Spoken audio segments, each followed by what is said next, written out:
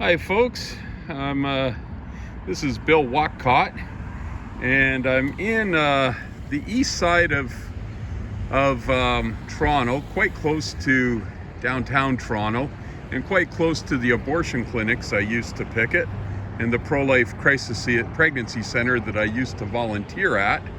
And this is known as the Don Jail. I don't know why this sign says that it existed from 1864. And some of the history here is not 100% accurate in my view. You'd get the sense from reading that plaque that this jail was already closed in the 1990s, and indeed it wasn't.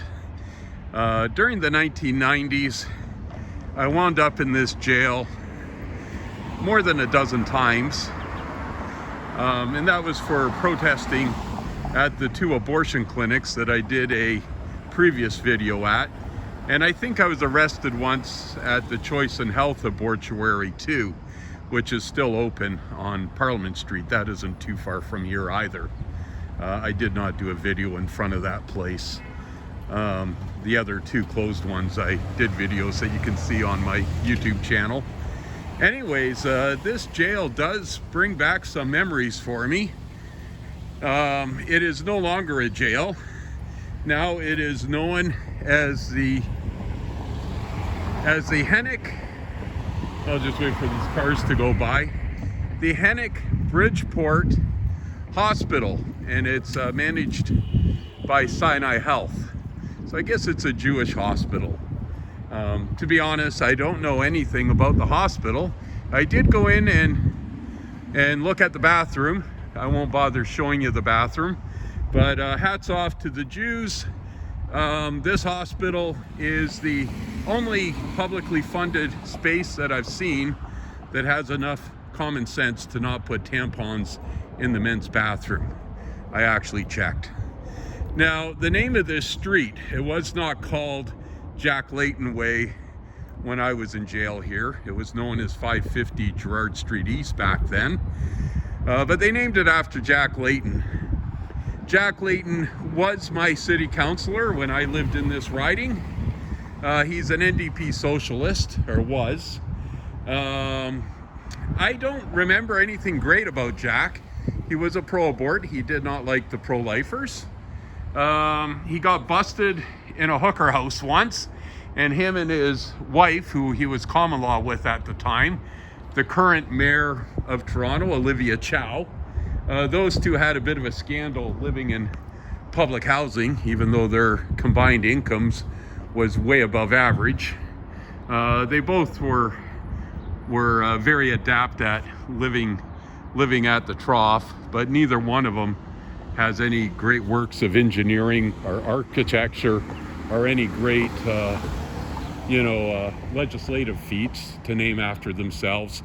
But for some reason, just because that guy was a leftist and a city councilor for a long time, and then he did make his way to the official opposition in Parliament, so he was an elected member of Parliament, and I guess that's a accomplishment in and of itself, but hardly anything to have a statue named after you, which they have a statue of Jack Layton, and clearly they felt the need to name this street after him. Anyways, enough about Jack. Just a slimy NDP socialist. I think the first time I came to this jail for pro-life was 1994. I prayed in front of Scott Abortion Clinic, and I was sentenced to 6 months in jail, and I spent about 3 weeks here. And then I guess from 1994 to 1999, I came back to this jail, probably about a dozen times. The first time in 94, I guess I was about 3 weeks here. It was pretty rough. I remember a few fights, and then I got sent to Maplehurst Correctional Center, which was actually a little nicer. One time when I was in this jail, I was on a unit that was run by a Vietnamese triad. They were dangerous and violent guys. Another time they put me on the unit and it was majority black, and that's pretty rough. They have a habit of stealing your stuff.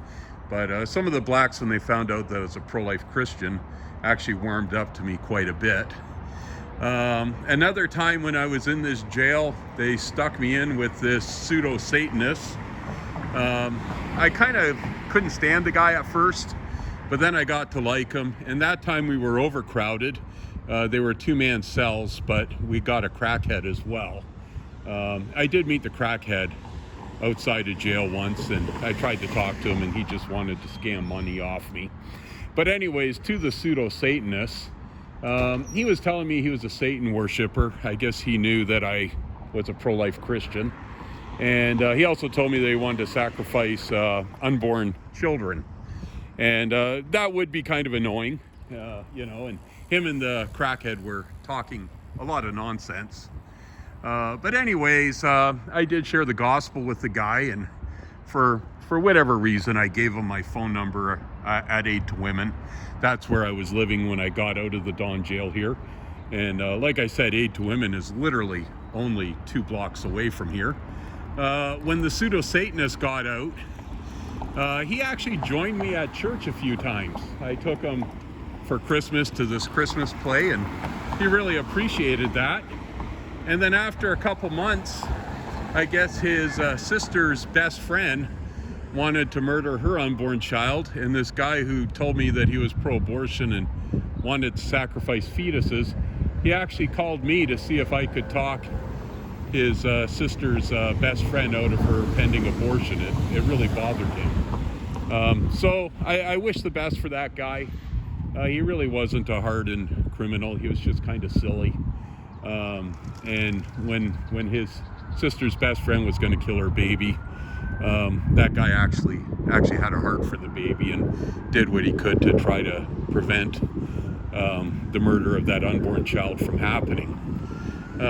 Anyways, there were some inmates here that road rage in Toronto. I guess they think they own the road.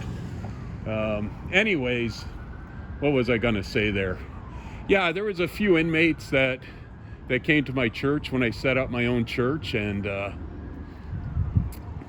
they stayed in touch with me too. One was a Jamaican fellow who was deported, but he really gave his life to the Lord in a positive way, and I received a few letters from him in Jamaica, and he was living a substantially redeemed life.